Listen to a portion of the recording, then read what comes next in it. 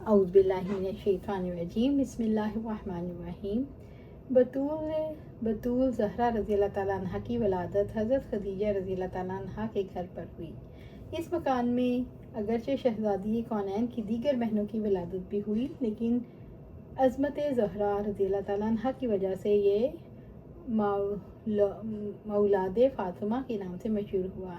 حضرت امیر معاویہ نے اپنے دور میں اسے خرید کر مسجد میں شامل کر دیا۔ خاتون جنت کی پرورش۔ اہل عرب کا دستور تھا کہ وہ پیدا ہونے کے بعد بچوں کو دیہات میں بھیج دیتے تاکہ اسی ماحول میں ان کی پرورش ہو، فصیح عربی زبان سیکھیں اور جسمانی لحاظ سے مضبوط ہوں۔ خدیجہ الکبریٰ رضی اللہ تعالیٰ عنہ کے ہاں کسی بچے کی ولادت ہوتی تو آپ رضی اللہ تعالیٰ عنہ بھی اسے دودھ پلانے کے لیے دائی کے حوالے کر دیتی، لیکن جب حضرت فاطمہ رضی اللہ تعالیٰ عنہ دو عالم کے تاجدار صلی اللہ علیہ وسلم کی لاڈلی شہزادی فاطمہ الزہرا رضی اللہ تعالیٰ عنہ کی ولادت مبارکہ ہوئی تو انہیں کسی دائی کے حوالے نہیں کیا بلکہ اپنے بابرکت دودھ سے ان کی پرورش فرمائی۔ حضرت فاطمہ الزہرا رضی اللہ تعالیٰ عنہ کا بچپن اپنی والدہ مائدہ حضرت خدیجہ الکبریٰ رضی اللہ تعالیٰ عنہ کے زیر سایہ گزرا، اور جب بعثت کے 10ویں برس ماں کی آغوش سے جدائی ہوئی تو اس کے بعد ان کا گہوارہ تربیت نبی صلی اللہ علیہ وسلم کا سایہ رحمت تھا۔ بچپن کے حالات۔ خاتون جنت حضرت فاطمہ الزہرا رضی اللہ تعالیٰ عنہ کو بچپن میں بڑے ناگوار حالات کا سامنا کرنا پڑا۔ چھوٹی سی عمر میں سر سے ماں کا سایہ اٹھ گیا۔ اب والد ماجد کے زیر سایہ زندگی شروع ہوئی تو دشمنان اسلام کی طرف سے اللہ کے پیارے رسول صلی اللہ علیہ وآلہ وسلم کو دی جانے والی اذیتیں سامنے تھیں۔ کبھی ابو جہل کی سختی کی شکایت لے کر بارگاہ رسالت صلی اللہ علیہ وسلم نے حاضر ہوتی تو کبھی اپنے والد محترم صلی اللہ علیہ وسلم کے بارے میں کفار کے ناپاک منصوبے دیکھ کر اشک بہاتی، کبھی اپنے بابا جان رحمت اللہ عالمین صلی اللہ علیہ وسلم کے بابرکت کندھوں سے غلاظت دور کرنے پہنچتی تو کبھی شعب ابی طالب میں ہوش ربا حالات کا صبر و استقبال سے سامنا کرتی۔ ابو جہل کے منہ پر تھپڑ۔ عبداللہ بن عباس رضی اللہ تعالیٰ عنہ فرماتے ہیں، ایک دن ابو جہل نے بطول زہرا رضی اللہ تعالیٰ عنہ کے ننھے سے مقدس چہرے پر تھپڑ مارنے کی جسارت کی۔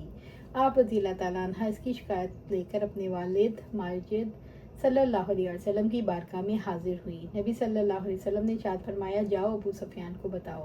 چنانچہ خاتون جنت رضی اللہ تعالیٰ عنہ ابو سفیان کے پاس تشریف لے گئیں اور سارا ماجرا سنایا۔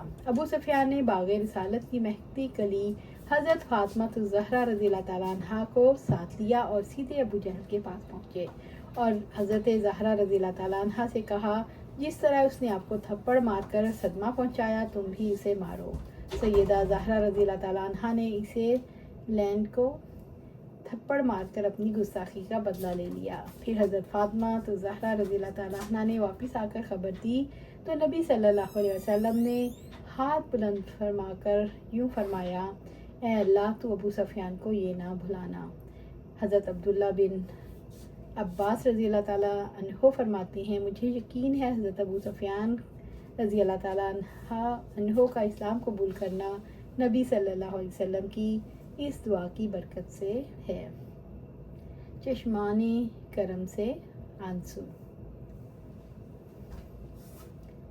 حضرت عبداللہ بن عباس رضی اللہ تعالیٰ عنہ فرماتے ہیں، ایک دن حضرت فاطمہ الزہرا رضی اللہ تعالیٰ عنہ سرکار اعلیٰ وقار صلی اللہ علیہ وسلم کی بارگاہ میں ایسے تشریف لائیں، آپ کے چشمان کرم سے آنسو رواں تھے۔ غمخوار امت صلی اللہ علیہ وسلم نے شفقت سے پوچھا، میری لاڈلی بیٹی تم کیوں رو رہی ہو؟